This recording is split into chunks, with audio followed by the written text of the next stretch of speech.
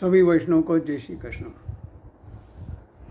पाप और पुण्य, सुख और दुख, प्रकाश और अंधेरा,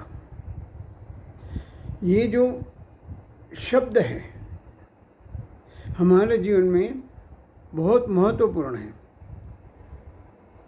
पाप माने जो नियम है, सिद्धांत है, प्रिंसिपल है, उसके विरुद्ध जाकर हम जो कर्म करते हैं उसे पाप कहते हैं।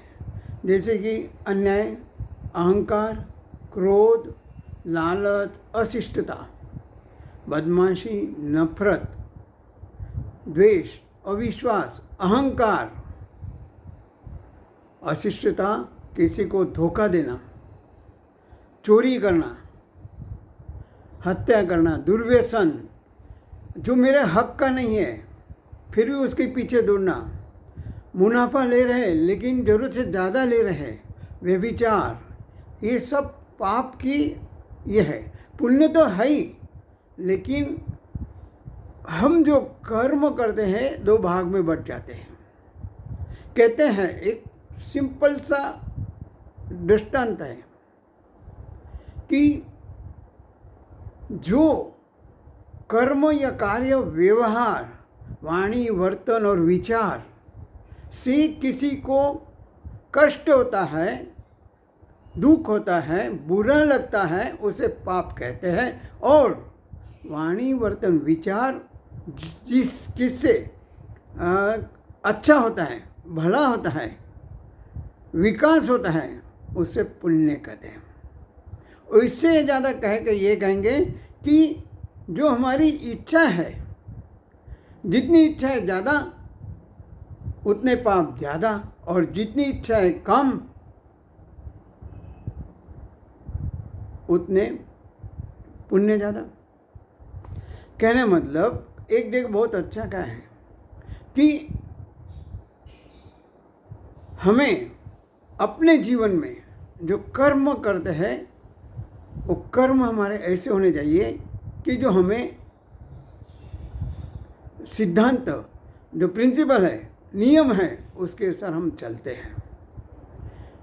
संतोषी बनकर जीवन खिलाऊं, मोह माया छोड़कर निर्लोभी बन जाऊं। संतोषी बनकर जीवन पुष्प खिलाऊं, मोह माया छोड़कर निर्लोभी बन जाऊं, और सबके दिलों में, सबके जीवन में खुशियाँ ले लाऊं। कहने मतलब हमें अगर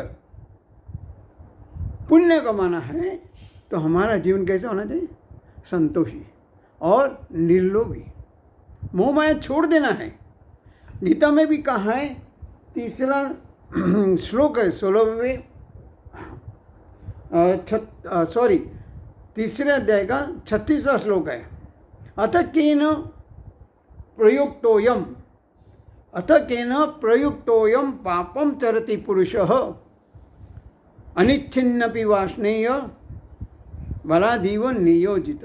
कहने मतलब अर्जुन कृष्ण भगवान से पूछते हैं, हे भगवान, हे कृष्ण, अगर मानव नहीं चाहता है कि मुझे पाप नहीं करना है, पुण्य ही करना है, लेकिन फिर भी किसकी वजह से, कहाँ से प्रेरणा होकर वो पाप करने को प्रेरित होता है?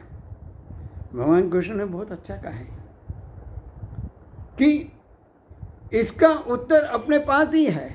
अपने आप को हमें जांचना है, ये परीक्षण करना, निरीक्षण करना है कि क्यों मेरे हाथ से पाप हो रहा है। मेरे हाथ से पाप होने का कारण दो ही है, क्योंकि मैं संतोषी नहीं हूँ। मेरे पास लोभ, मोह, माया, क्रोध, मद, मत्सर, ये अहंकार, अविद्या, अज्ञान, ये सब जो कारण है, ये मेरे विकास के लिए बाधक है। अगर इसे हम हटाना चाहते हैं तो अपने आप पुण्य हो जाएगा। जीवन में जितनी जरूरियात है, आज हम देख रहे हैं हर एक के घर में बहुत सारी चीज़ें ऐसी आती है कि जो सालों तक ऐसी पड़ी रहती है कि उसका कोई काम नहीं होता है, एक कोने में या कहीं ऊपर माले में पड़ा रहता है।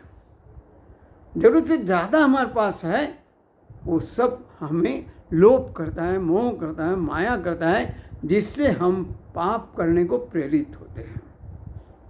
इसी से हमें बचना है। तो कहा गया है कि इच्छा, हमारी जो विल है, इच्छा है, उसे कम करके जो मिला है उसमें संतोष रहना है।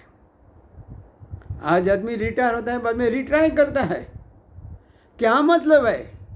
टाइम पास नहीं होता है। अरे टाइम पास करने के लिए समाज ने जो मानव के ऊपर उपकार किया है उसको अदा करने के लिए समय मिला है, तक मिली है, उसको हमें अपॉर्चुनिटी में उसको अच्छे कर्म में परिवर्तन करना है। कहते हैं कि बोनस अगर मिलता है तो आदमी खुश होता है। 60 के बाद जो जीवित है, 60 वर्ष उम्र के बाद जो जीवित है, उन्हें अपना जीवन बोनस मान के हर क्षण हर पल बोनस की तरह उसको उपयोग करना है। क्योंकि अभी तक जो किया वो सब अपने लिए किया, स्वार्थ के लिए किया। अभी निस्वार्थ करने का मौका मिला है, समाज का ऋण अदा करने की तक मिली है, उससे हमें अच्छे कर्म करके ये करना है। नहीं करेंगे तो ये दुनिया तो एक दिन छोड़नी है, जबरदस्ती छोड़ देंगे। जबरदस्ती छोड़ने का समय आए, वक्त आए, उसके पहले हमें निवृत्ति लेके अच्छे कर्मों के लिए प्रवृत्त होना है। यही जो पाप मोचनी एकादशी है जो हमने कल मनाई, उसका अर्थ ही यही है। उसको द्वेष हुआ, उसने कामदेव ने द्वेष हुआ तो उसको भेजा, उसका जो ध्यान जप था उसको भंग किया। बाद में वो जो अप्सर आई थी वो क्रोधित हो गई। फिर बाद में उसका उपचार बताया, एकादशी करो, ऐसा करो। बाद में देखो, किसी भी बीमारी के ऊपर औषध होता है, तो पाप के ऊपर भी औषध है, लेकिन वह पाप दोबारा नहीं होना चाहिए, ये शर्त है।